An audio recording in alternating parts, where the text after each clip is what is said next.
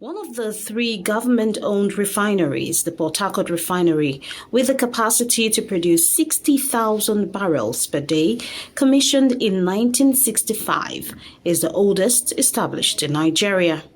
In the last 15 to 20 years, all four refineries have had a poor operating record, with average capacity utilization hovering between 15 and 25% per annum. This means that the remaining 70 to 80% of the national petroleum products demand is met through imports. Located in the Niger Delta region, the Port Harcourt Refinery is the biggest of the three government-owned refining sites in Nigeria. But due to inefficiency and lack of maintenance, the refinery has been moribund. This has led to the growing reliance of Nigeria, Africa's largest crude producer, on imports of refined petroleum products. To fix this, the federal government had allocated $1.5 billion for the rehabilitation of the refinery. More than 2 years ago, an Italian construction firm was selected to oversee the repair work.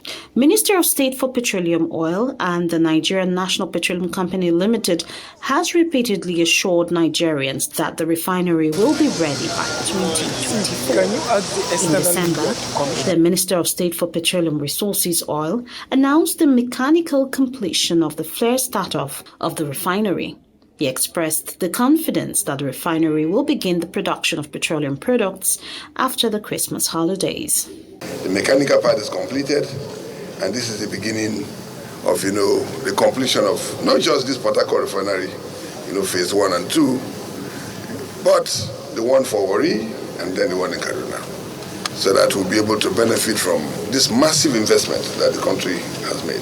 And it is good news equally to LPG users that as the refinery commences after Christmas, we'll have a sufficient supply of LPG, which will automatically reduce the import at that level. Doubts have been expressed by several Nigerians about the ability of NNPC to repair and make this facility available to support the distribution of fuel in the country. I wasn't expecting to see this, but we have to thank our employees who have worked day and night, including the contractors, for their efforts.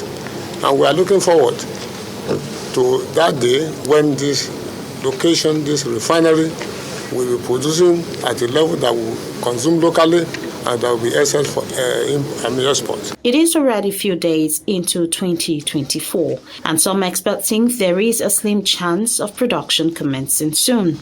They say the refinery still has some way to go before it is fully operational. Some media reports indicate that if at all the refinery comes on stream, the facility would not be able to produce more than 25% of petrol per barrel of crude oil.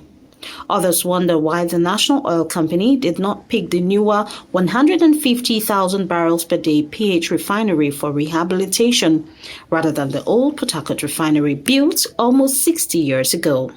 They say no crude oil has been supplied to the refinery to date because the rehabilitation work is yet to be completed. However, Chief Corporate Communications Officer, NNPC, in a statement explains that over the past month, NNPC Limited had released a 3-part documentary detailing completed works, equipment installation, and mechanical completion of the refinery. And we believe that Nigerians, should expect, better supply of oil, better economy. Because by the time we free us from the forex will be available for other, sectors of economy. And that's the essence of, this rehabilitation. And we believe that this project will be completed as scheduled. Now that the mechanical completion phase of the old Port Harcourt refinery has been declared, the remaining steps include testing lines, checking for leaks, blowing and drying lines, flushing steam out, equipment calibration, and then introducing hydrocarbons. Going by this, it may take a couple of months into 2024 before the Port Harcourt refinery can commence full operations. Meanwhile, the possibility of the proposed coming on stream of both the Dangote and Port Harcourt refinery reducing the pump price of fuel is quite slim, as stakeholders say fuel will likely be sold at the international rate. Georgina Ndukwezainka, Arise News.